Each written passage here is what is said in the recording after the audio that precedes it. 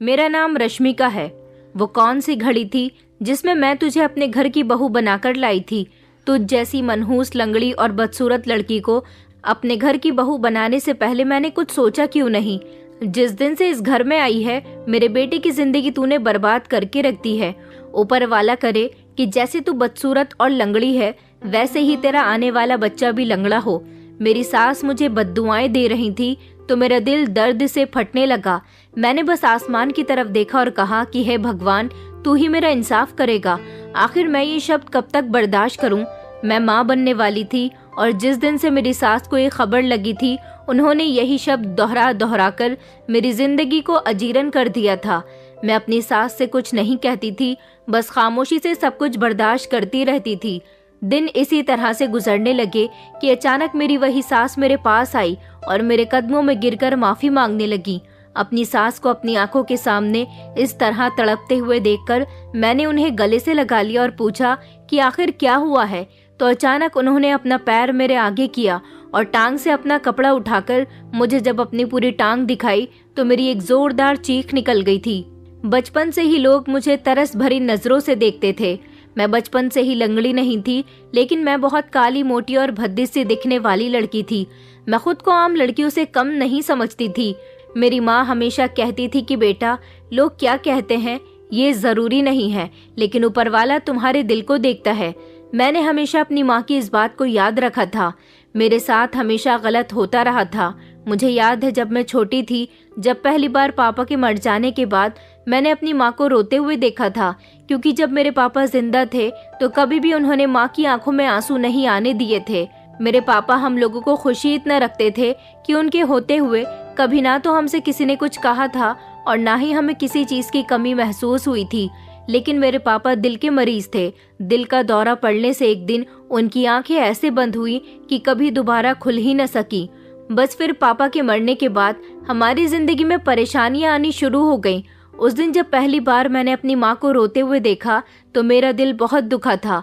मैं बार बार पापा से कह रही थी कि उठ जाओ, आपको आपकी बेटी की कसम, लेकिन पापा तो फिर भी नहीं उठ रहे थे।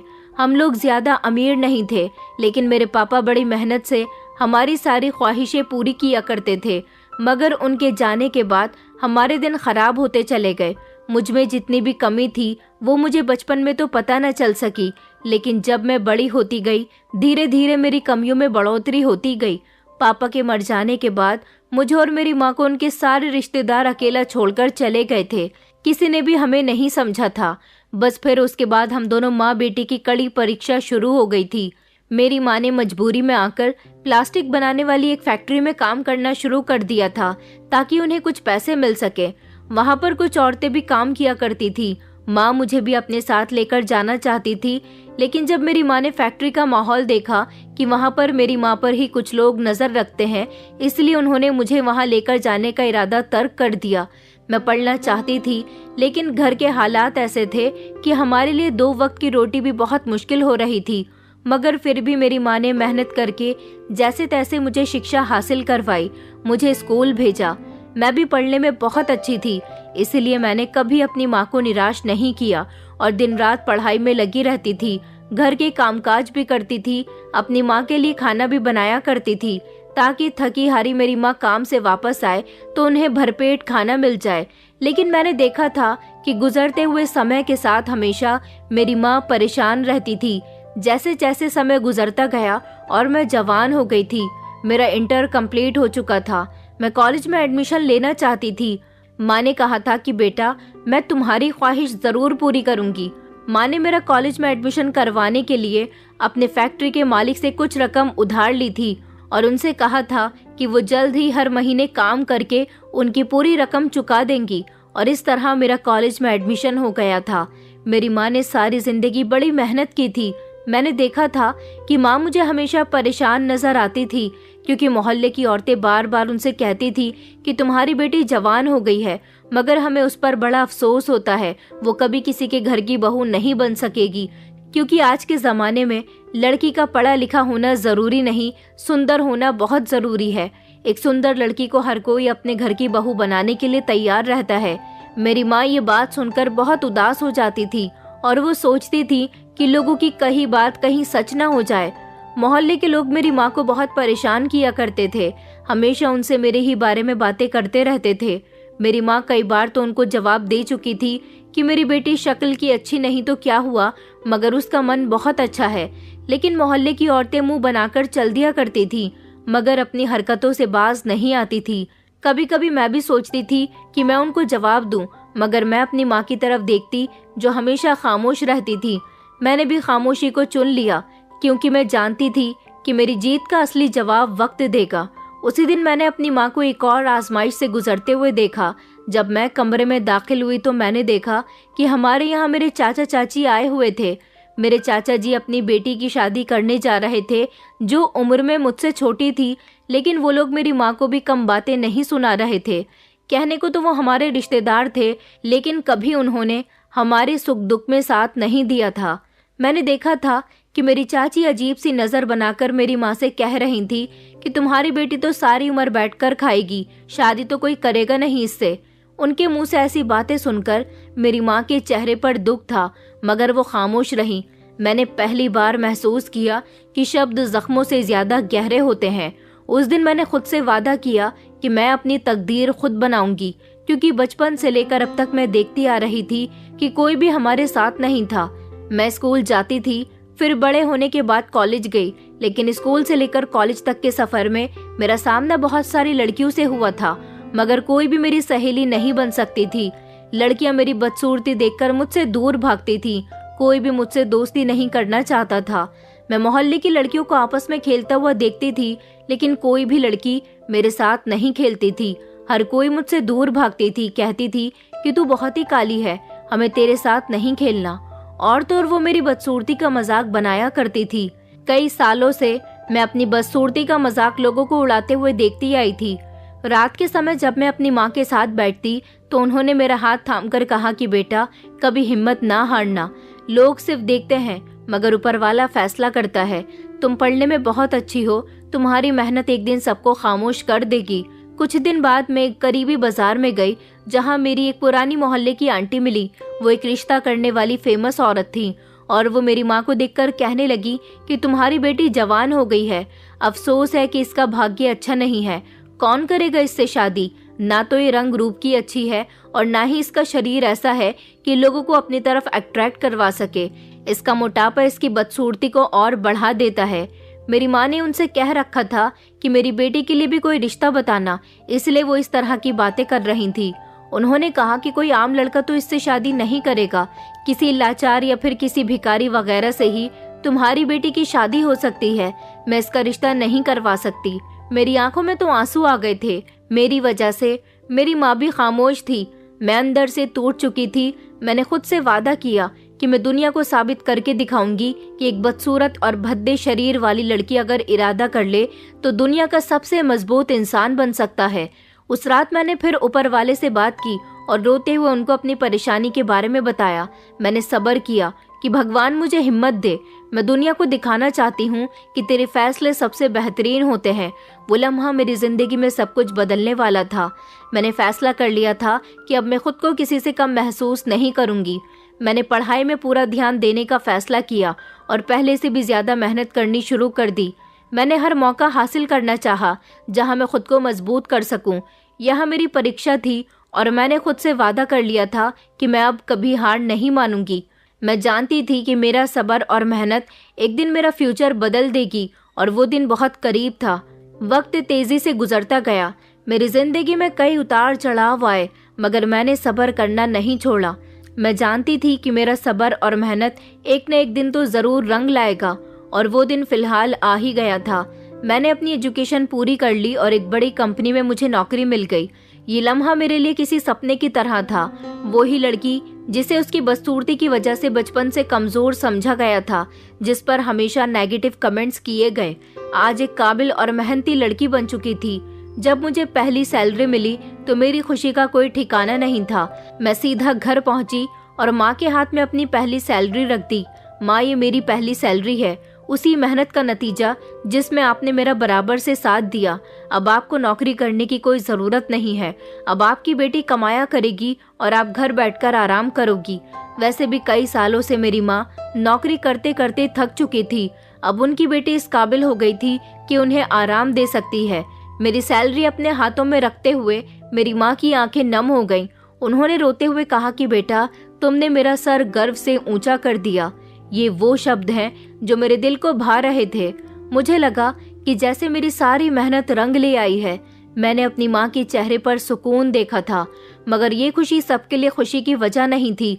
आसपास के लोगों को जब ये बात पता चली कि मेरी अच्छी कंपनी में नौकरी लग गई है और मैं अच्छा कमाने लग गई हूँ, तो सारे ही लोग जलकर राख हो गए थे। सबको लगता था कि अब मैं कमाने वाली हो गई हूँ, इसलिए मेरे घर के हालात अब बेहतर हो जाएंगे। और ये सच था। मैंने अपनी मेहनत की कमाई से अपने घर के हालातों को ठीक कर लिया था। पड़ोस की औरतें मेरी माँ से आकर कहती थी कि तुम्हारी बेटी बिगड़ जाएगी, शादी करने की उम्र में तुमने उसे नौकरी करने के लिए भेज दिया। मेरी माँ उन लोगों से कहती थी कि मुझे अपनी बेटी पर पूरा भरोसा है, मेरी बेटी कभी कुछ गलत नहीं करेगी, मेरी बेटी बहुत अच्छी और समझदार है। दिन गुजरते जा रहे थे और धीरे धीरे मैं अपनी नौकरी में कामयाब होती जा रही थी। एक दिन हमारे मोहल्ले से ही मेरा रिश्ता आया। मेरी उम्र अब काफी हो चुकी थी। ये रिश्ता मेरे लिए नहीं आया था, बल्कि मेरी नौकरी देखकर आया था, क्योंकि लोगों को उम्मीद नहीं थी कि मैं अपनी मेहनत की कमाई से अपनी जिंदगी को काफी हद तक बेहतर कर सकती हूँ। मैंने अपने घर में अच्छा और नया फर्नीचर मंगवा लिया था। माँ के लिए एक नौकरानी रख दी थी, क्योंकि वो ज्यादा काम नहीं कर सकती थी, और फिर हम दो ही तो लोग थे और एक दूसरे का सहारा थे। मेरी माँ की जिंदगी सुकून और आराम से गुजर रही थी। लोगों ने देखा कि भले ही मेरी शक्ल सूरत अच्छी नहीं है, लेकिन मैं नौकरी कर रही हूँ, अच्छा कमा रही हूँ। मैंने घर को भी बेहतर कर लिया है, इसलिए ये रिश्ता खुद चलकर हमारे घर आया था। वो हमारे पीछे वाले मोहल्ले का रिश्ता था, और जो औरत अपने बेटे का रिश्ता मेरे लिए लेकर आई थी, उसका बेटा दिखने में काफी सुंदर था, और वो जिस जगह नौकरी करता था वहाँ उसकी सैलरी ज्यादा नहीं थी। वो उस औरत का इकलौता बेटा था। वो अच्छे खाते पीते लोग थे। मेरी माँ के लिए इससे बड़ी खुशकिस्मती की बात और क्या हो सकती थी कि उनकी बेटी का रिश्ता खुद चलकर घर आया है, जिसने कभी इस बात की उम्मीद ही उठाकर रख दी थी कि उनकी बेटी की शादी किसी अच्छे परिवार में हो सकती है। क्योंकि लोग हमेशा मेरी माँ को यही ताने दिया करते थे कि तुम्हारी मोटी और काली लड़की की शादी कभी भी अच्छे घर में नहीं होगी, या फिर इसकी तो कभी शादी ही नहीं होगी, क्योंकि कोई भी उसे पसंद नहीं करता। लेकिन अब सब लोग हैरान रह गए थे कि मेरे लिए इतने अच्छे परिवार का और इतने अच्छे लड़के का रिश्ता आया था। मेरी माँ ने तो खुशी खुशी इस रिश्ते को एक्सेप्ट कर लिया था, क्योंकि रिश्ते से इनकार करने की कोई वजह ही नहीं थी। मैं भी खुश थी। मुझे तो विश्वास ही नहीं हो रहा था कि मेरी भी शादी होगी। मैंने तो उम्मीद ही उठाकर रख दी थी कि कभी मेरी शादी हो सकती है, और लोगों की बातें सुनकर मैं समझ भी गई थी कि अगर मेरी शादी नहीं हुई तो मैं अपनी माँ का सहारा तो बनूंगी, मैं अपनी माँ के साथ रहूंगी। लेकिन कभी कभी ये ख्याल आता कि कहीं मेरी माँ भी मुझे अकेला छोड़कर न चली जाए, तो फिर मैं किसके सहारे अपनी जिंदगी गुजारूंगी। लेकिन अब मुझे खुशी हो रही थी कि मेरी शादी होने जा रही है। मेरी माँ ने कहा था कि बेटा देखो, तुम्हें तुम्हारे सब्र का नतीजा मिल गया। ऊपर वाले ने तुम्हारे लिए खुद हमारे घर रिश्ता भेजा है। तुम खुशी खुशी अपनी ससुराल जाओ और वहाँ हमेशा खुश रहना। मेरी माँ की प्रार्थना और उनका आशीर्वाद हमेशा मेरे साथ रहता था। और फिर फाइनली मेरी शादी का दिन भी आ गया था। जिस दिन मेरी शादी थी, मुझे दुल्हन बनाया गया। मैंने देखा था कि मेरी शादी वाले दिन भी कुछ लोग मेरा मजाक बना रहे थे। मैं दुल्हन बनकर ज्यादा अच्छी नहीं लग रही थी। कभी कभी मुझे अपनी ऐसी शक्ल और भद्दे शरीर पर अफसोस होता था, लेकिन मेरे होने वाले पति ने मुझे पसंद कर लिया था। यही मेरे लिए बहुत खुशकिस्मती की बात थी। मैंने अपनी होने वाली सास के मुंह से सुना था कि उनका बेटा किसी काबिल और इंटेलिजेंट लड़की से शादी करना चाहता है, ना कि किसी ऐसी लड़की से शादी करना चाहता है जो कि सुंदर हो। उन्होंने साफ साफ शब्दों में कह दिया था कि हमारे बेटे को रश्मिका बहुत पसंद है। पहली बार जिंदगी में मुझे ये शब्द सुनकर खुशी हुई थी कि किसी ने मुझे पसंद किया है। मैं अपनी इस शादी से बहुत खुश थी, और फिर फाइनली विदा होकर मैं अपनी ससुराल आ गई थी। अगर मुझे किसी की फिक्र थी तो वो थी मेरी माँ, जिनको तनहा छोड़कर जाने का मेरा मन नहीं कर रहा था। लेकिन एक न एक दिन तो हर बेटी को अपने माता पिता को छोड़कर अपनी ससुराल जाना ही पड़ता है। मेरी माँ ने कहा था कि बेटा तुम फिक्र मत करो, हमारे घर में 2 कमरे हैं। मैं एक कमरे में किराएदार रख लूंगी, जिनसे मुझे हर महीना किराया भी मिल जाया करेगा, और घर में मेरे लिए उन लोगों का साथ भी हो जाएगा। मैं अपनी ससुराल आई तो मुझे खुशी हुई थी।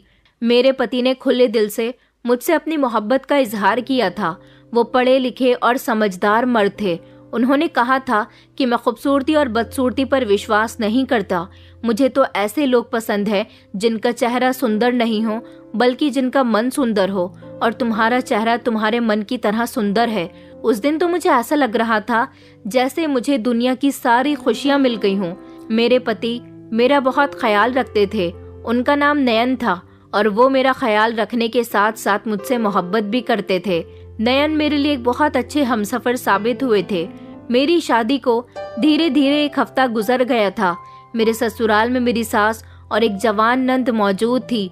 शुरू में तो उन लोगों का बिहेवियर मेरे साथ बहुत अच्छा रहा, लेकिन शादी को जैसे ही 1 महीना पूरा हो गया तो मेरी सास ने मुझसे कहना शुरू कर दिया कि बहू तुम पढ़ी लिखी हो, तुम्हें नौकरी ज्वाइन कर लेनी चाहिए।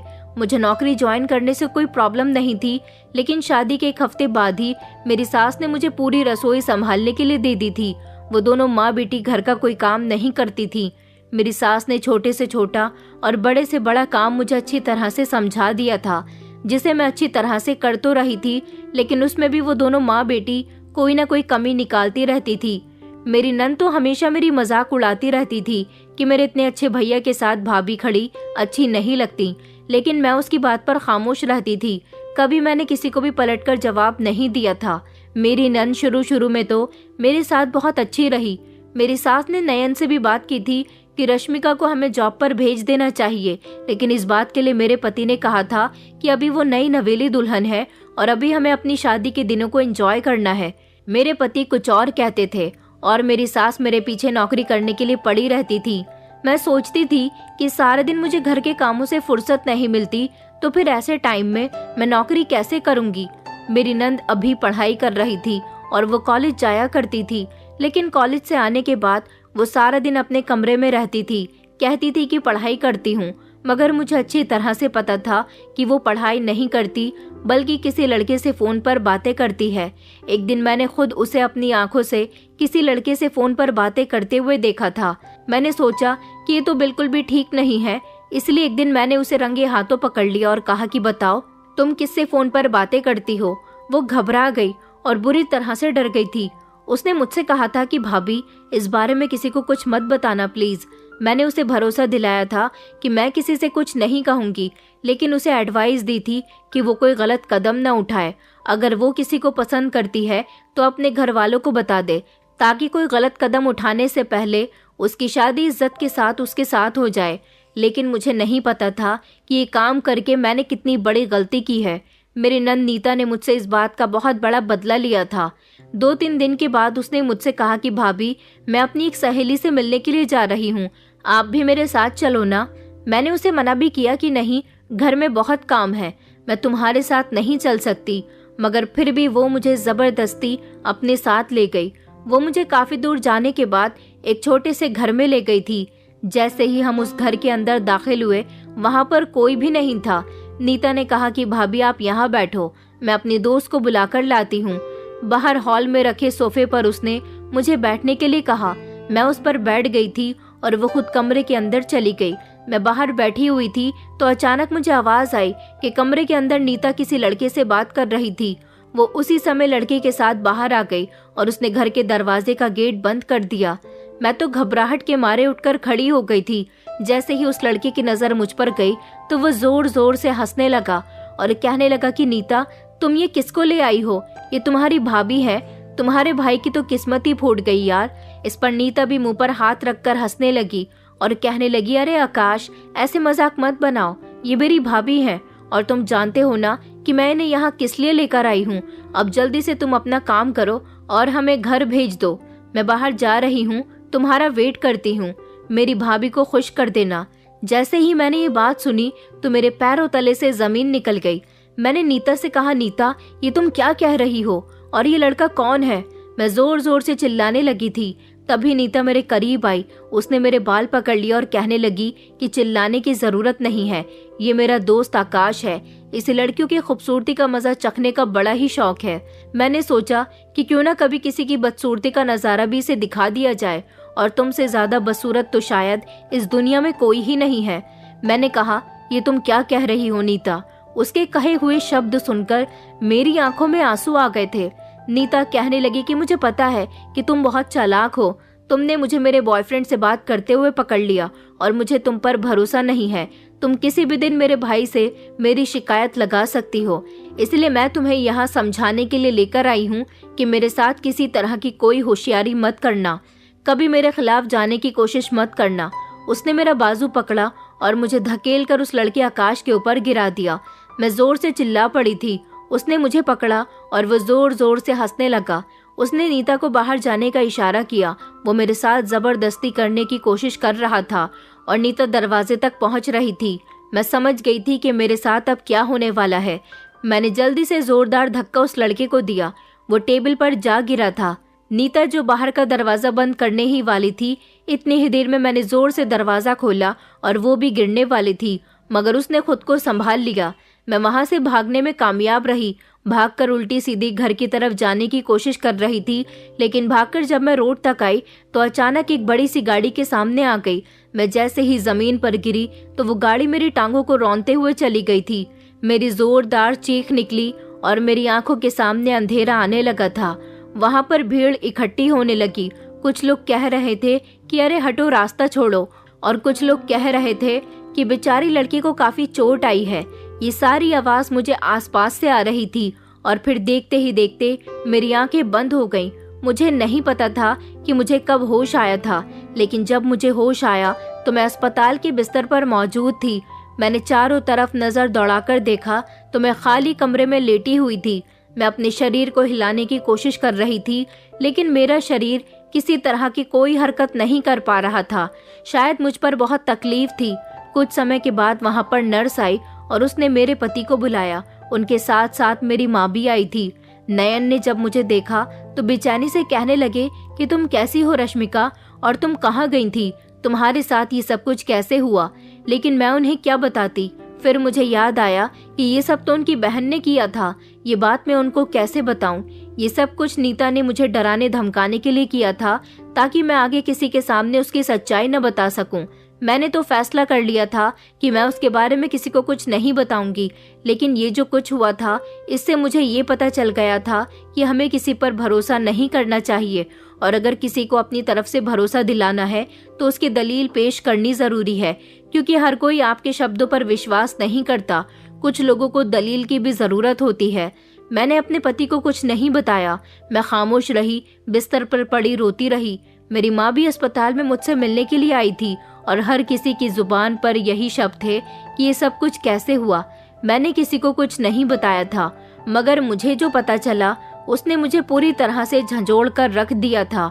मुझे पता चला कि इस एक्सीडेंट में मेरी एक टांग पूरी तरह से डैमेज हो चुकी थी, जिसकी वजह से मैं लंगड़ी हो गई। मैं एक टांग से चल नहीं सकूंगी। ये बात जब मुझे पता चली तो मैं और ज्यादा अपनी किस्मत पर रोने लगी और ऊपर वाले से यही शिकायत करने लगी कि पहले ही क्या मेरे अंदर कम कमियां थीं, जो एक और कमी मेरे अंदर डालकर लोगों को बातें बनाने का मौका दे दिया। मुझे सबसे ज्यादा भरोसा अपने पति पर था, जो मुझे ऐसे हाल में भी बहुत सपोर्ट कर रहा था और मुझसे बहुत मोहब्बत करता था। मुझे डिस्चार्ज करवाकर घर ले आया गया था। फिर मुझे पता चला कि मेरे अंदर जो नई कमी आ गई है, उसकी वजह से अब सबने मुझे दोष देना शुरू कर दिया। मेरी सास, जो हमेशा मेरे साथ नॉर्मल हुआ करती थी, उनका मूड खराब हो गया था। घर के अंदर दाखिल होते ही उन्होंने कहा था कि बेटा, एक तो तुम वैसे ही बड़ी अजीब सी हो, लेकिन अब तो तुम लंगड़ी भी हो चुकी हो। माफ करना, मैंने नहीं सोचा था कि मेरे बेटे की किस्मत इतनी बुरी निकलेगी, जिसके भाग्य में ऐसी लड़की आ जाएगी। मेरे पति ने उस समय अपनी माँ को खामोश करवा दिया था, लेकिन मेरी सास के शब्द मेरे दिल को चीर कर रख गए थे। नीता के चेहरे पर कोई डर नहीं था। वो अभी भी मुझे धमका रही थी, कह रही थी कि मेरे बारे में किसी को कुछ भी बताने की कोशिश की तो अच्छा नहीं होगा। तुम लाचार अपनी गलती की वजह से हुई हो। अगर मेरे दोस्त को खुश कर देती तो शायद तुम्हारे साथ ऐसा न होता, और वैसे भी अब तो तुम किसी के सामने मुंह खोलने के लायक भी नहीं रही हो। अगर तुम किसी को बताओगी कि तुम्हारी ऐसी हालत की जिम्मेदार मैं हूँ, तो तुम्हारी बात पर कोई यकीन नहीं करेगा, क्योंकि तुम्हारे पास इस बात का कोई सबूत ही नहीं है। नीता बिल्कुल ठीक कह रही थी। मैंने अपने दिल पर पत्थर रख लिया। बस मैं रोती रहती और अपने ऊपर वाले से शिकवा करती रहती थी कि आखिर मेरी जिंदगी में अभी और कितनी कठिनाइयां आनी बाकी है। मेरा पति हर रोज अपनी नौकरी पर जाया करता था और रात को मेरे साथ एक अच्छा समय गुजारा करता था। मैं अपनी टांगों से लाचार हो गई थी और अपने ससुराल वालों के लिए बोझ बन गई थी। मेरी नंद तो मुझे हर तरह से परेशान करने में कोई कसर नहीं छोड़ती थी, लेकिन अब सास ने भी मुझे बहुत परेशान करना शुरू कर दिया था। वो छोटी छोटी बात पर मुझे ताना मारा करती थी कि तू लंगड़ी है, तूने मेरे बेटे की जिंदगी में आकर उसकी जिंदगी बर्बाद करती है। तुझ जैसी लड़की को मैं इसीलिए अपने घर की बहू बनाकर लाई थी ताकि तू नौकरी करे और मेरा बेटा आराम से बैठकर खाए, मगर तू तो लंगड़ी होकर बैठ गई है। अब तू क्या नौकरी करेगी? मगर मैं अपने इतने अच्छे और पढ़े लिखे बेटे की जिंदगी तेरे साथ बर्बाद होने नहीं दूंगी। मैं तुझे इस घर से और अपने बेटे की जिंदगी से जल्द ही निकाल दूंगी। मैं अपनी सास के सामने हाथ जोड़कर रोया करती थी और कहती थी कि कभी भी ऐसा वैसा कुछ मत करना। मैं तो नौकरी करना चाहती थी, लेकिन मेरी किस्मत में ऐसा हो गया तो मैं क्या करूं? मगर मजाल है कि मेरी सास पर कभी भी मेरे आंसू का कोई असर हुआ हो। मैं ऊपर वाले से कहती थी कि हे भगवान, तूने मुझे ऐसा क्यों बनाया? अगर ऐसा बनाना ही था तो फिर मुझे सब्र भी दे। बस प्रार्थना करने के अलावा मेरे पास कोई दूसरा रास्ता नहीं था। लंगड़ी लंगड़ी कहकर मेरी सास थकती नहीं थी और मेरी नंद सारा दिन मेरी मजाक बनाया करती थी। मेरे पति के सामने तो वो लोग कभी कुछ नहीं कहती थी, लेकिन पति के पीछे मेरी जिंदगी उन्होंने नर्क बना दी थी। मुझसे अपनी एक टांग खराब होने की वजह से घर का कोई काम नहीं होता था, लेकिन जबरदस्ती वो लोग मुझे घर के सारे काम करवाती थी और कहती थी कि तुझ जैसी लंगड़ी और बदसूरत लड़की को अपने घर की बहू बना लिया है, यही तेरे लिए बहुत है। अब हम तुझे यहाँ मुफ्त की रोटियां तोड़ने तो नहीं दे सकते। मैं खिचड़ खिचड़ कर घर के सारे काम करती थी। मेरी सास ने मेरी माँ का भी घर आना जाना बंद करवा दिया था। उनका कहना था कि अपनी बेटी से यहाँ मिलने के लिए कभी मत आना, और अगर अपनी बेटी की इतनी ही ज़रूरत है तो तुम उसे अपने साथ लेकर जा सकती हो। मेरी माँ भी जान गई थी कि उनकी बेटी कितने बड़े नरक में फंस गई है, क्योंकि उनको उम्मीद नहीं थी कि उनकी बेटी के लाचार हो जाने के बाद उसके साथ यहाँ बहुत बुरा सलूक होने वाला है। एक बार मैंने अपनी सास को बता दिया था कि ये सब कुछ आपकी बेटी की वजह से हुआ है। मैं लंगड़ी सिर्फ आपकी बेटी की वजह से हुई हूँ। ये बात सुनकर मेरी सास ने मेरे मुंह पर थप्पड़ मारा था और मेरा सर दीवार में देकर मार दिया था। उनका कहना था कि अपनी लाचारी का इल्जाम मेरी बेटी पर लगा रही है। मैं अपनी बेटी के बारे में एक शब्द भी नहीं सुनूंगी। पहले ही तू मेरे बेटे की जिंदगी बर्बाद कर चुकी है और अब मेरी बेटी पर नजर रखने की कोशिश कर रही है। इतना ही नहीं, ये लोग दिन रात मुझे ताने दिया करती थी और मारती पीटती रहती थी। कुछ दिनों के बाद ही मुझे खबर मिली कि मैं अपने पति के बच्चे की माँ बनने वाली हूँ। ये खबर सुनकर जहाँ मेरे पति खुश थे, वहीं मेरी नंद और सास का मुंह लटक गया था। उन्होंने मेरे पति के सामने तो मुझसे कुछ नहीं कहा, लेकिन उनके जाने के बाद कहने लगी कि ये बच्चा इस घर में जन्म नहीं लेगा। इस बच्चे के इस दुनिया में आने से पहले ही मैं तुझे इस घर से निकाल दूंगी। मैंने अपनी सास से कहा, लेकिन माँ जी, ये बच्चा आपके परिवार का खून है। आखिर आप मुझसे इतनी नफरत क्यों करती हो? मुझसे नफरत सही, लेकिन इस बच्चे से तो आप नफरत मत करो। मेरी सास कहने लगी कि ऐसा नहीं हो सकता। मैं अपने बेटे की शादी किसी दूसरी लड़की से करवाना चाहती हूँ। अरे मैं तो तुझे यहाँ पैसे कमाने की मशीन समझकर लेकर आई थी, मगर तू तो उल्टा हम पर ही बोझ बन गई है। क्या यही दिन देखने के लिए मैंने अपने बेटे को इतना पढ़ाया लिखाया था? अरे मेरे बेटे को तो बहुत अमीर घर की और सुंदर लड़की मिल सकती थी, मगर मैंने तुझे सिर्फ इसीलिए पसंद किया था क्योंकि तू अच्छा कमाया करती थी। मैंने सोचा कि हम लोग सारी जिंदगी तेरी कमाई बैठकर खाएंगे, लेकिन तू तो ठीक से चलने लायक भी नहीं रही, तो किसी काम की नहीं है, इसलिए हमारे घर में भी नहीं रहेगी। और ये बच्चा, अगर ये बच्चा भी इस दुनिया में आ गया तो ये भी तुझ जैसा लंगड़ा, काला और बदसूरत ही पैदा होगा। और मैं नहीं चाहती कि जिस तरह दुनिया तेरा मजाक बनाती है, मेरे बेटे के बच्चे का भी इसी तरह से मजाक बनाए। उनके ये शब्द मेरी आत्मा पर वार कर रहे थे। मेरा एक एक दिन बड़ी मुश्किल से गुजर रहा था। कई बार मैंने सोचा था कि मैं अपने पति को ये सब कुछ बता दूं, लेकिन मेरी सास और नंद ने मुझे डरा धमका कर रखा था कि तू नयन को कुछ भी नहीं बताएगी, और अगर तूने कुछ भी बताने की कोशिश की तो तेरे साथ बहुत बुरा होगा। मैंने उनसे कहा था कि मैं आपसे वादा करती हूँ कि मैं उनको आपके बारे में कुछ नहीं बताऊंगी, लेकिन आप मुझे इस घर से मत निकालना। आखिर मैं यहाँ से जाने के बाद कहाँ जाऊंगी? मैं अपनी माँ को परेशान नहीं करना चाहती। वक्त इसी तरह से गुजरता जा रहा था और मेरा चौथा महीना लग गया था। मुझे तो लगता था कि शादी के बाद मेरी जिंदगी सुकून से गुजरेगी, लेकिन मैं ये नहीं जानती थी कि नर्क के बाद भी एक और नर्क होता है और लोगों का मुंह हम कभी भी बंद नहीं कर सकते।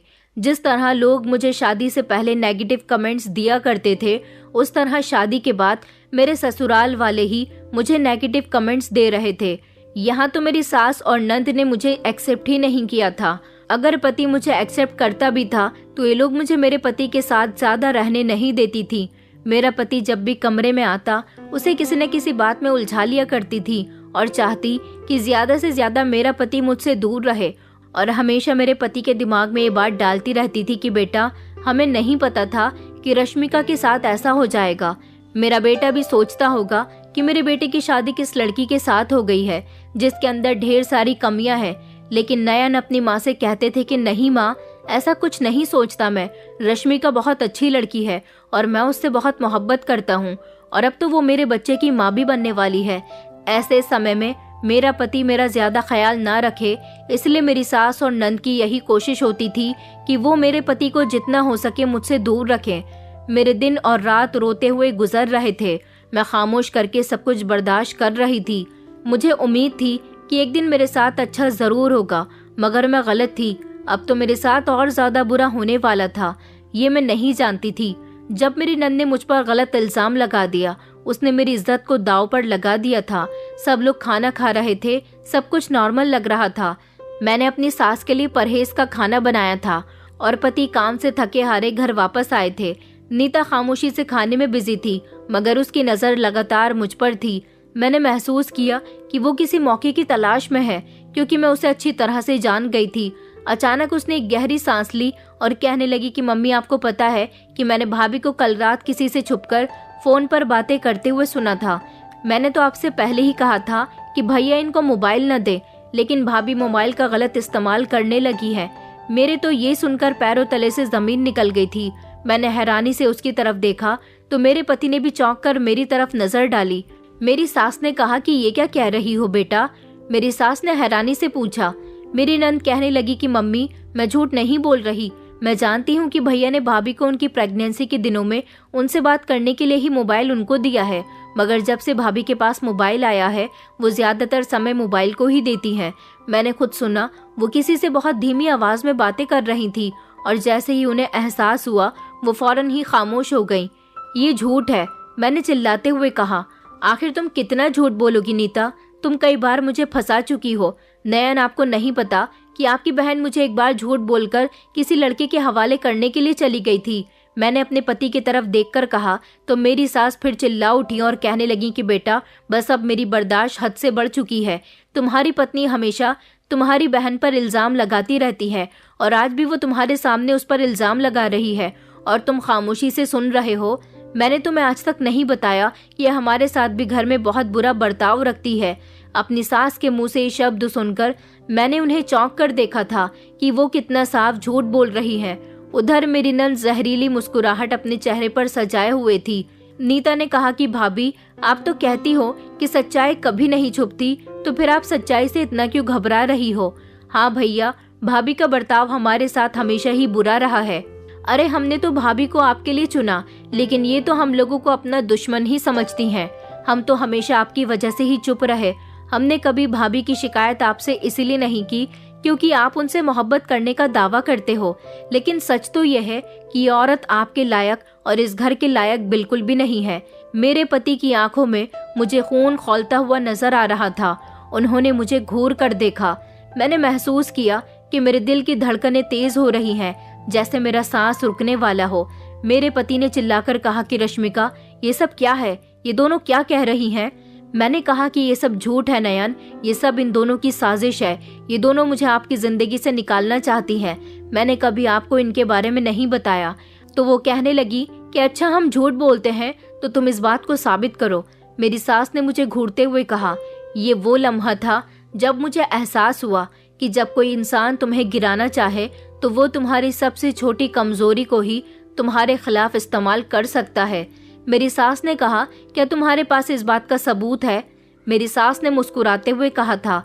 मैं उन लोगों की चाल को अच्छी तरह से समझ गई थी। मेरे पति को यकीन हो चुका था कि उनकी बहन और माँ बिल्कुल ठीक कह रही हैं। मेरे पति ने कहा कि रश्मिका, मैंने तुम पर बहुत भरोसा किया था, ये सब तुमने क्यों किया? मैंने अपने पति से कहा कि नयन, आप भी मुझ पर शक कर रहे हो, मुझे आपसे ऐसी उम्मीद नहीं थी। मेरी सास तभी बोल पड़ी और कहने लगी कि शक? अरे बात जब इज्जत पर आ जाती है तो शक भी बहुत बड़ी चीज बन जाता है। ये सुनकर मैं खामोश हो गई। मेरे पति अब बोल पड़े थे। वो गुस्से से खड़े हो गए और कहने लगे कि यह सब कब से चल रहा है। उनकी आवाज अब गूंज रही थी। मेरी नंद ने अपना सर झुका लिया जैसे वो बहुत मासूम हो। मेरी सास ने धीमे से कहा कि बेटा, हमें नहीं पता कि ये सब कुछ कब से चल रहा है, मगर हमें शक है कि कुछ गलत जरूर है। ये शब्द मेरे दिल को तोड़ रहे थे। मैंने बेबसी से अपने पति की तरफ देखा। मुझे उनसे ऐसी उम्मीद नहीं थी। मुझे तो लगता था कि वो मेरा साथ देंगे। उनके चेहरे पर अब मुझे सख्ती नजर आ रही थी। उन्होंने कहा कि रश्मिका, जब तक सब कुछ क्लियर नहीं हो जाता तुम्हें यहाँ से जाना होगा। उनके शब्द मेरे लिए बिजली बनकर गिरे। मेरी आंखों में आंसू आ गए। मैंने कहा कि आप अपनी पत्नी पर शक कर रहे हो, ऐसी हालत में मैं कहाँ जाऊंगी? उन्होंने कहा कि मुझे कुछ नहीं पता, कहीं भी जाओ, लेकिन यहाँ मत आना। मैं समझ गई थी कि अब यहाँ पर भी मेरी सफाइयाँ कोई काम नहीं आएंगी, इसलिए मैंने कमरे में जाकर अपना सामान पैक किया और मैं अपनी माँ के घर आने के लिए तैयार हो गई थी। मुझे मेरे पति ने जाते हुए नहीं रोका था। मुझे उन पर बहुत गुस्सा आ रहा था। मैं अपनी किस्मत पर फूट फूट कर रो रही थी। ये वही घर था जिसमें एक दिन मैं दुल्हन बनकर दाखिल हुई थी और आज उसी घर से मुझे निकाला जा रहा था। मैं अपनी माँ के पास वापस आ गई, मगर दिल में एक अजीब सा जख्म लेकर। अब मैंने सोच लिया था कि मुझे किसी से भी कोई उम्मीद नहीं लगानी। मैं अपनी माँ के गले से लगकर बहुत रोई थी और अब मेरी माँ भी मुझे उस दलदल में दोबारा नहीं भेजना चाहती थी। उन्होंने कहा था कि बेटी, जो भी हालात होंगे, जैसे भी होंगे, मैं तुम्हारा ख्याल रखूंगी और तुम्हें अपने सीने से लगाकर रखूंगी। अब मैं अपनी माँ के साथ रहने लगी थी, मगर मुझे सबसे ज्यादा परवाह अपने बच्चे की थी। किराएदारों से जो किराया आता था उनसे हम दोनों माँ बेटी अपना गुजारा कर लिया करते थे, लेकिन मुझे अपने होने वाले बच्चे की फिक्र थी। मैं दिन रात ऊपर वाले से प्रार्थना करती थी कि जिस तरह से मैंने अपने पिता के बिना बहुत बुरा समय देखा है, उस तरह का समय मेरा बच्चा तो न देखे। और मैं तो लाचार हूँ। मेरी माँ ने तो नौकरी करके मेरी परवरिश की, लेकिन मैं अपने बच्चे की परवरिश कैसे करूँगी? मैं तो लाचार हो चुकी हूँ। बस यही सोच सोच कर मैं रोती रहती थी। लेकिन एक दिन मेरी प्रार्थना रंग ले आई थी। ऊपर वाले ने मेरी सारी प्रार्थनाओं का नतीजा मुझे दिखा दिया था। कुछ दिन बाद मेरे पति रात के समय घर वापस आए थे। जब उन्होंने अपनी माँ और बहन को आपस में बातें करते हुए सुन लिया था, मेरी सास और मेरी नंद आपस में बातें कर रही थी। मेरी नंद कह रही थी कि माँ, हमने भाभी को हमेशा हमेशा के लिए इस घर से निकाल दिया। आखिर ये सब करने के लिए हमने कितनी मेहनत की और कितनी सारी चालें चली, बल्कि मेरी वजह से तो वो बेचारी लंगड़ी भी हो गई। ये कहकर वो जोर जोर से हंस रही थी। जब मेरी नंद की आवाज पूरे घर में गूंज रही थी और मेरी सास ने कहा कि हाँ, मैं भी यही चाहती थी कि मेरा बेटा खुद उसे अपनी जिंदगी से निकाल दे और अब वो कभी इस घर में वापस न आए। जल्द ही मैं अपने बेटे के दिल में उसके खिलाफ और ज्यादा जहर भर दूंगी और फिर वो उसे डिवोर्स दे देगा। ये सुनकर मेरे पति का खून खौल उठा था। वो धीमे धीमे चलते हुए अपनी माँ और बहन के पास गए और उसने उन दोनों की बातें सुन ली। उनको डांटना शुरू कर दिया कि ये सब कुछ आपने किया है। ये देख कर कि उनका बेटा उनकी सारी बातें सुन चुका है, उन दोनों माँ बेटी का चेहरा फक पड़ गया था। उन्होंने फौरन बहाने बनाने शुरू कर दिए थे, मगर वो जान चुका था कि उसकी पत्नी बेगुनाह थी और उनकी माँ बहन ने सिर्फ अपनी जिद में ये सब कुछ किया था और उनकी माँ भी मुझे पसंद नहीं करती थी। मेरे पति ने अपनी माँ और बहन को बहुत डांटा था और फिर वो फौरन ही मुझे लेने के लिए आ गए थे। उन्होंने मुझसे आकर माफ़ी मांगी और सब कुछ बताया। मेरा आखिरी महीना चल रहा था और मेरे बच्चे को भी अपने पिता की ज़रूरत थी। मेरी ज़िंदगी जैसे मेरे बच्चे की ज़िंदगी ना हो जाए, इसलिए मैंने अपने पति को माफ़ कर दिया। उन्होंने कहा कि मैंने तुम पर शक करके बहुत बड़ी गलती की। उनकी आंखों में मुझे पछतावा साफ नजर आ रहा था। मैंने उन्हें गौर से देखा और फिर सर झुका लिया। मेरे पति मुझे हमारे घर वापस लेकर नहीं गए, बल्कि उन्होंने अपनी माँ और बहन से अलग रहने का फैसला कर लिया था। कुछ दिन उनकी माँ और बहन हमसे अलग रही, लेकिन अपने बेटे की नाराजगी ने मेरी सास को तोड़कर रख दिया था। मेरे पति उनके पास भी जाते थे, उनको पैसे भी दिया करते थे, लेकिन उनके साथ नहीं रहते थे। उन्होंने मेरे लिए एक किराए का घर लिया था जिसमें मैं और मेरे पति रहते थे। मैंने बेटी को जन्म दिया था और मेरी बेटी अपने पिता की तरह बहुत सुंदर थी। जो मुझ पर बिल्कुल भी नहीं गई थी। लेकिन एक दिन मेरी सास सीढ़ियों से उतर रही थी जब वो बहुत बुरी तरह से गिरी और उनकी एक टांग टूट गई थी। वो अपनी किस्मत पर रोने लगी थी। उन्हें समझ आ गया था कि मुझे बार बार लंगड़ी कहने का उनको ये नतीजा मिला, और मेरी नंद वो जिस लड़के से मोहब्बत करती थी उसे अकेले में मिलने के लिए जाती थी, उसने उसका गलत फायदा उठाया। इस तरह से मेरी नंद की इज्जत पर भी दाग लग गया था और उसने उसे ठुकरा दिया था। मेरी नंद और मेरी सास को अपने किए की सजा मिल गई थी।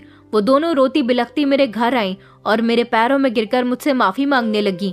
मेरी सास ने जब मुझे अपनी टांग दिखाई तो मेरे पैरों तले से जमीन निकल गई थी, और फिर मैंने ऊपर वाले का शुक्रिया अदा किया कि तो दुनिया में ही लोगों को उनके किए की सजा दे देता है। मैंने उन दोनों को माफ कर दिया क्योंकि उनको उनके किए की सजा मिल चुकी थी। दोस्तों, उम्मीद करती हूँ आपको हमारी कहानी पसंद आई होगी। कहानी पसंद आई है तो वीडियो को लाइक करें, चैनल पर नए हैं तो चैनल को सब्सक्राइब करें, और हाँ, नोटिफिकेशन बेल को जरूर दबाएं ताकि अगली अपडेट सबसे पहले आपको मिले।